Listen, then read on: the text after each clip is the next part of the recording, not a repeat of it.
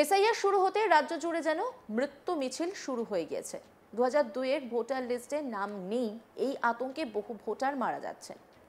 তেমনি SIR form সংক্রান্ত বিষয়ে যে সকল বিএলওরা যুক্ত রয়েছে তারাও এই কাজের চাপে শেষ করে দেওয়ার চরম পথ বেছে নিচ্ছে। কেউ কেউ আবার অতিরিক্ত চিন্তায় অসুস্থ হয়ে পড়ছে। এসআইআর নিয়ে গোটা রাজ্য জুড়ে যেন আতঙ্কের পরিবেশ তৈরি হয়েছে। এই আতঙ্কের পরিবেশের মধ্যে আবারও এসআইআর-এর কাজের অতিরিক্ত চাপে ফের অসুস্থ বিএলও। বুকে ব্যথা নিয়ে তাকে তড়িঘড়ি হাসপাতালে ভর্তি করা হয়। পরে হাসপাতালের অবস্থার অবনতি হতে দেখে অন্যত্র রেফার করা হয়। জানা গেছে হুগলির বাঁশবেড়িয়া পুরসভার 19 নম্বর ওয়ার্ডের 148 নম্বর বুথের বিএলও আবু তোহরাব বিন আমান রবিবার সন্ধ্যায় হঠাৎই গুরুতর অসুস্থ হয়ে পড়েন। এরপর বুকে তীব্র ব্যথা অনুভব করলে তাকে দ্রুত চুঁচুড়া সদর হাসপাতালে ভর্তি করা হয়। অবস্থার অবনতি হওয়ায় চিকিৎসকেরা সোমবার তাকে কল্যাণী গান্ধী হাসপাতালে রেফার করেন। আবু তোহরাব IM হাই মাদ্রাসা প্রাথমিক বিভাগের শিক্ষক। তিনি শারীরিক অসুস্থতা থাকা সত্ত্বেও এসআইআর-এর দায়িত্ব পালন করছিলেন। পরিবারের দাবি, নির্বাচন কাজের প্রচণ্ড চাপের কারণে তিনি গত কয়েকদিন ধরে মানসিক চাপে ছিলেন। স্থানীয় কাউন্সিলর মোহাম্মদ শহীদ বলেন, বিএলওর পরিবারের কাছ থেকে খবর পাই যে হঠাৎই শরীর খারাপ হয়ে যায়। শারীরিক অসুবিধা থাকা সত্ত্বেও তিনি অত্যন্ত দায়িত্বশীলভাবে কাজ করছিলেন। বিষয়টি উচ্চ নেতৃত্বকে জানানো হয়েছে।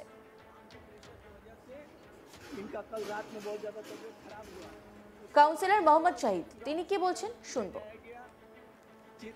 আমি আজকে সকালবেলা খবর পেয়েছি, ওর বাড়ির লোক আমাদেরকে ফোন করেছিল যে কালকে হঠাৎ রাত্রিবেলা শরীর খারাপ হয়ে যাওয়ার জন্যে ওকে হসপিটালে নিয়ে যাওয়া হয়েছে। ও আজকে ডাক্তার ওখান থেকে গান্ধী হসপিটালে রেফার করে দিচ্ছে। কি হয়েছিল কিছু জানতে পেরে? হ্যাঁ, আমি বাড়ির লোককে জিজ্ঞেস করলাম যে হঠাৎ এরকম কেন। তো বিএলও আমাদের যা ছিল তো ইয়ং ছেলে আছে, বেশি একটু বয়স নেই।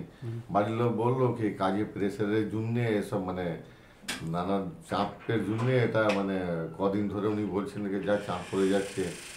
কোন কাজ মানে এসআইআর এর কাজ? হ্যাঁ, এসআইআর এর কাজ। বিএলও আমাদের 148 বুথে উনি বিএলও ছিলেন। ওনার বাড়িতে কে কে আছে? বাড়িতে বউ আছে, বাচ্চা আছে, মা আছে, বাবা আছে। আচ্ছা, এর ছাড়া আর কেউ আছে ওনার বাড়িতে? কাকা ফাকা আছে, সবাই আছে।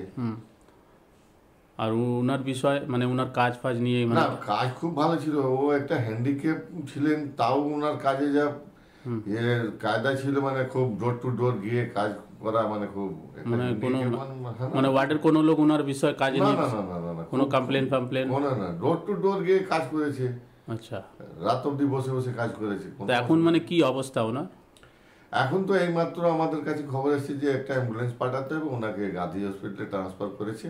আচ্ছা, ওখানে গেলে ওনার ডাক্তারবাবুরা বলবে যে কি পজিশন আছে না আছে। তো আপনি কি আপনার ওয়ার্ড থেকে জানিয়েছেন আগে আপনার পার্টি? হ্যাঁ, আমি আমার সিনিয়র যারা আছে তাদেরকে জানিয়েছি। এবার ওখান থেকে আমাদের যারা যে ডিপার্টমেন্ট আছে ওখানে জানিয়ে দিলে কি হবে যে ওনার জায়গায় একটা বিএলও তো দরকার, কেন খুব শর্ট টাইম, এর মধ্যে একটা বিএলও ওনারা দিয়ে দিলে খুব ভালো হবে। অসুস্থ শিক্ষকের কাকা জানিয়েছেন তার অবস্থা অত্যন্ত সংকটজনক এবং ভালো চিকিৎসা দরকার। বাড়িতে তার 2 মেয়ে এবং বৃদ্ধ বাবা মা রয়েছে, সবাই গভীর উদ্বেগের মধ্যে রয়েছে। মোহাম্মদ গালিব অসুস্থ বিএলওর কাকা, তিনি কি বলছেন শুনবো। एसआईआर नकाह हो रहा है।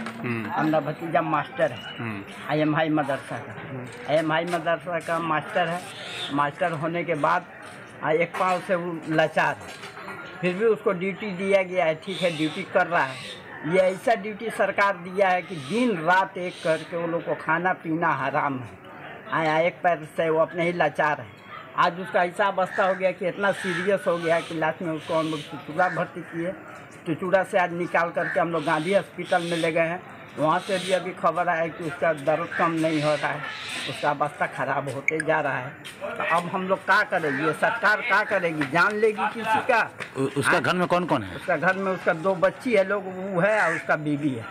बच्ची लोग का उम्र कितना है? बच्ची लोग छोटा छोटा है लोग दोनों।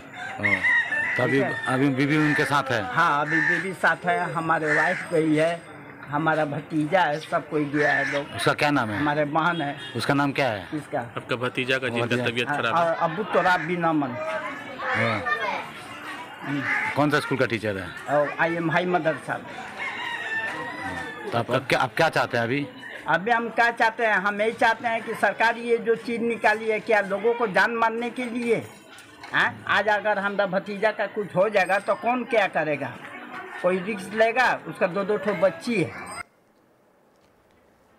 আমার ভাইপো মাস্টার এসআইআর এর কাজ করছে আর সরকারের চাপে খাওয়ার সময় পাচ্ছে না। পরিস্থিতি তার এতটাই খারাপ যে তাকে হাসপাতালে ভর্তি করা হয়েছে। বাড়িতে তার 2 মেয়ে এবং বৃদ্ধ বাবা মা রয়েছে। স্থানীয় কাউন্সিলর এবং তার সহযোগীরা পরিবারকে সাহায্যের জন্য সর্বাত্মক চেষ্টা চালাচ্ছেন।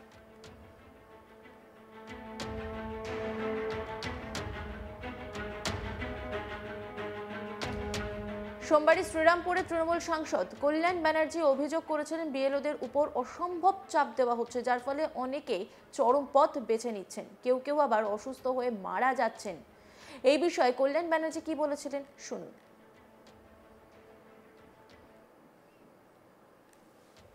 এখনো পর্যন্ত যেভাবে নির্বাচন কমিশন প্রেসার দিয়েছে, চিফ ইলেকশন কমিশন, তাতে 43 জন সব মিলিয়ে অ্যাফেক্টেড। 43 জনের মধ্যে 20 জন করেছে। কালকে নিয়ে 6 জন অসুস্থ হয়ে পড়েছেন। আপনারা কালকে চ্যানেলে দেখেছেন যে কিভাবে ভদ্রমহিলা কান্নাকাটি করছে। 14 জন এক্সপায়ার করেছে এবং 3 জন সেখান থেকে আটকানো হয়েছে। এই বিএলআরওদের উপরে অসম্ভব প্রেসার ক্রিয়েট করা হচ্ছে। কিভাবে প্রেসারটা হচ্ছে? সারাদিন তাদেরকে ফর্ম ডিস্ট্রিবিউশন করতে হচ্ছে, তারপর ফর্ম কালেকশন করতে হচ্ছে। পশ্চিমবাংলা আপনারা জানেন যে কৃষি প্রধান রাজ্য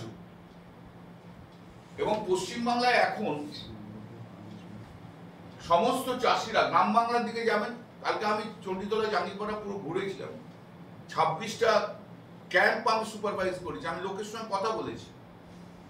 এবারে সেই চাষিরা যারা গরিব মানুষ, তাদের বাড়ির পুরুষ এবং মহিলারা চাষে ব্যস্ত, তাদের কাছে ফর্ম ডিস্ট্রিবিউশন হচ্ছে না, তারা আতঙ্কে রয়ে যাচ্ছে। এই বিএলআরওরা সারাদিন ধরে করে পরে যেগুলো কালেক্ট করে নিয়ে আসছে তাদের তো আপলোড করতে হবে। এবার রাত্রিবেলা তাকে আপলোড করতে হচ্ছে। এই আপলোড করার সময় 3-4 ঘন্টা সার্ভার কাজ করছে না।